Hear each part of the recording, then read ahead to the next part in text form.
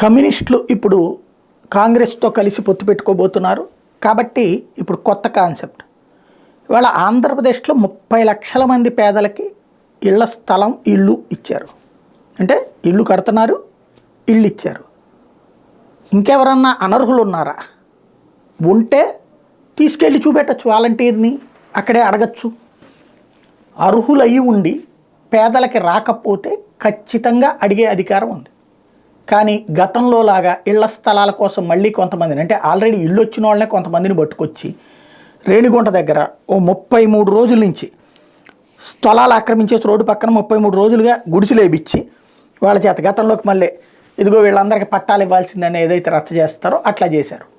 దాన్ని నిన్న పోలీసులు ఖాళీ చేయించారు.